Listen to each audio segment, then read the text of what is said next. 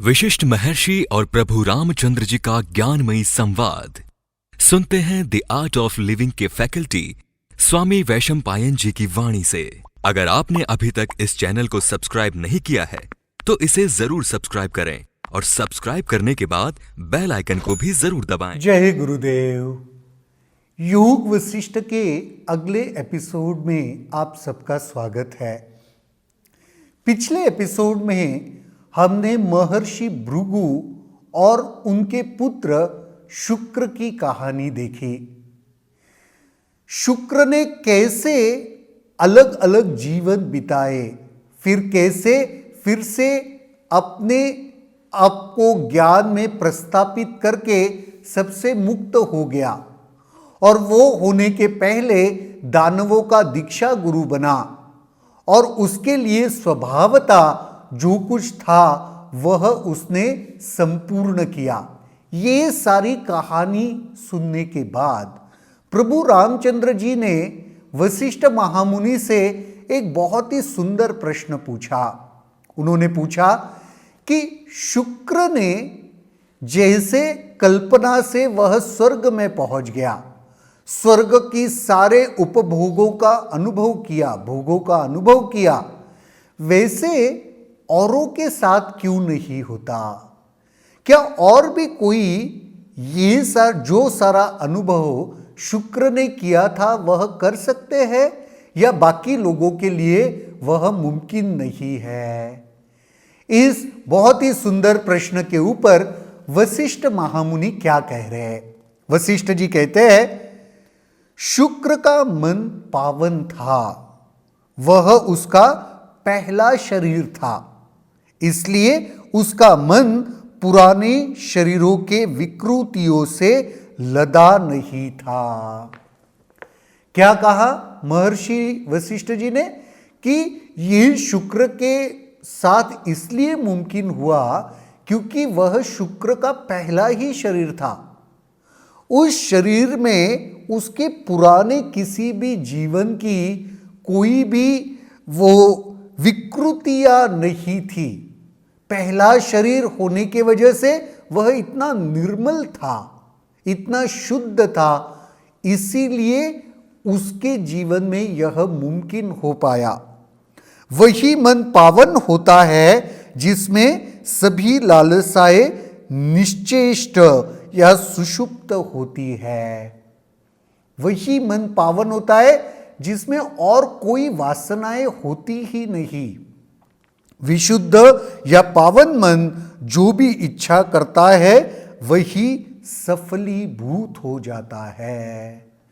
विशुद्ध मन में अगर कोई इच्छा उठती है ना तो वो तुरंत ही फलीभूत हो जाती है, सफल हो जाती है, सफल फलीभूत हो जाती है।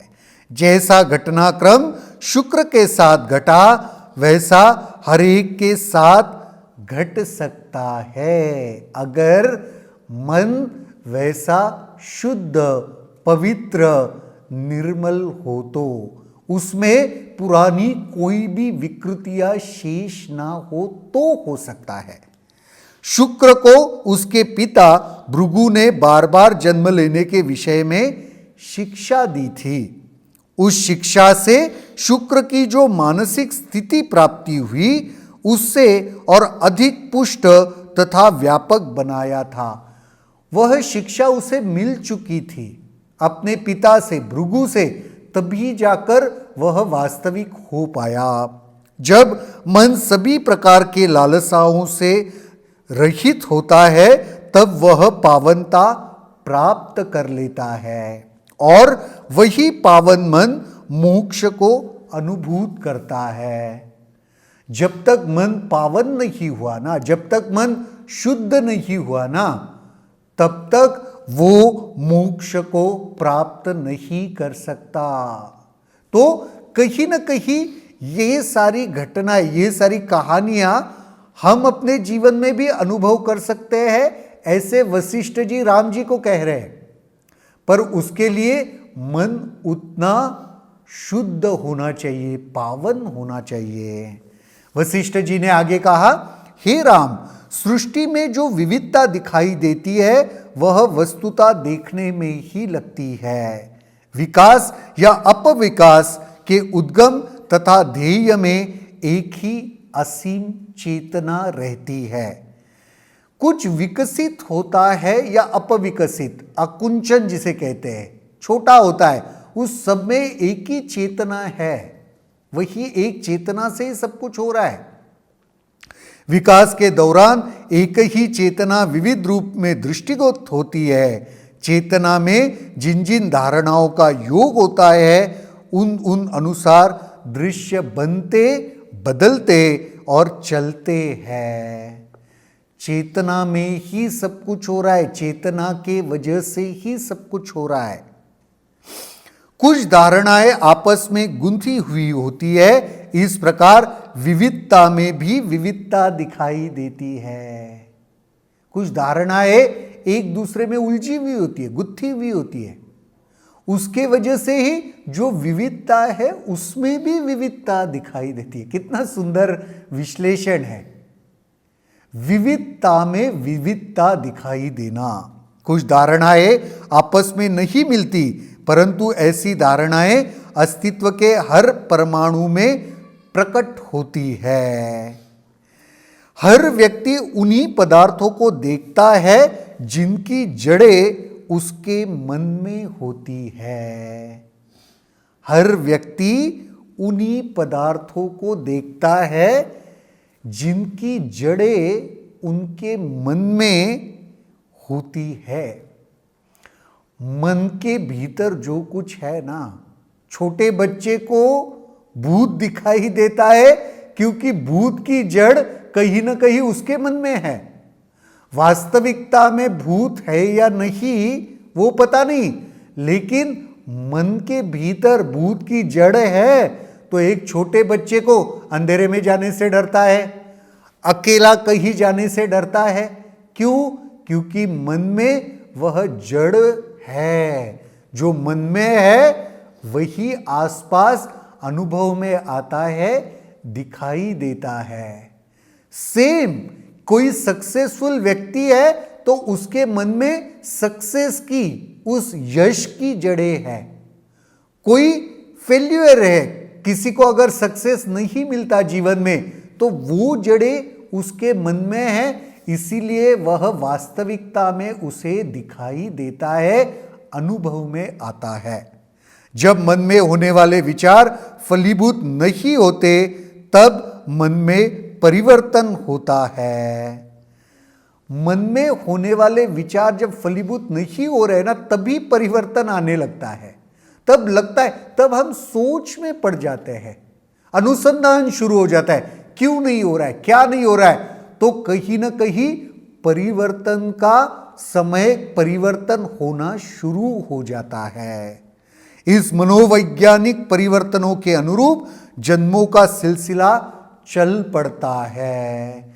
ये जो परिवर्तन जो चल रहे हैं, मनोवैज्ञानिक परिवर्तन हो रहे, उसी की वजह से ये अलग अलग जन्मों का सिलसिला चलता है। यही मनोवैज्ञानिक जोड़ तोड़ जन्म मरण की अवधारणा उत्पन्न करता है और शरीर की प्राप्ति करता है। ये मन के भीतर जो जोड़ और तोड़ चल रहा है ना, कुछ जोड़ा जा रहा है, कुछ तोड़ा जा रहा है, इसकी वजह से ही जीवन प्राप्त होता है और यह सिलसिला भी बरकरार रहता है। इस अवधारणा को त्याग कर दिया जाता है तब शरीर धारणा भी खत्म हो जाती है। धारणा को जैसे छोड़ दिया, इस मनोवैज्ञानिक अवधारणा का जैसे त्याग कर दिया, उसके बाद ही तो मुक्ति है। हे राम, वृक्ष का बीज को फोड़कर निकलता है, अर्थात बीज के नष्ट होने के बाद वृक्ष निकलता है। कोई वृक्ष बीज को तोड़कर फोड़कर निकलता है। बीज को खत्म होना पड़ता है तभी वृक्ष की उत्पत्ति मुमकिन है, तब तक नहीं। परंतु ब्रह्म बिना नष्ट हुए ही इस सृष्टि की रचना करता है।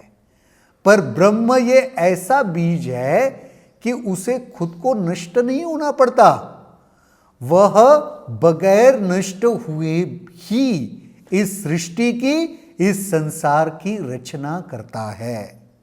इस प्रकार अतुल्य ब्रह्म की तुलना किसी अन्य से नहीं की जा सकती। ये ब्रह्म ऐसा है, अतुलनीय है, इसकी तुलना आप और किसी के साथ कर ही नहीं सकते। वृक्ष आदि तो ऐसे पदार्थ है जिन्हें परिभाषित किया जाता है, परंतु ब्रह्म का न नाम है न रूप ही।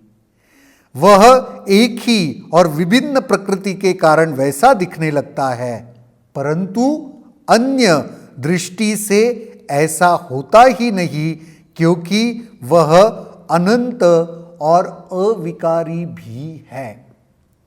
जब आत्मा पदार्थ के रूप में दिखती है तो दृष्टा नहीं दिखता। क्या वाक्य है? जब आत्मा पदार्थ के रूप में दिखती है तब दृष्टा नहीं दिखता। आत्मा को जब हम पदार्थ रूप में देखते हैं ना, तो देखने वाला कोई नहीं है, तब दृष्टा नहीं है कोई। जब तक सृष्टि को पदार्थ रूप में देखा जाता है तब तक आत्मा का बोध प्राप्त नहीं किया जा सकता।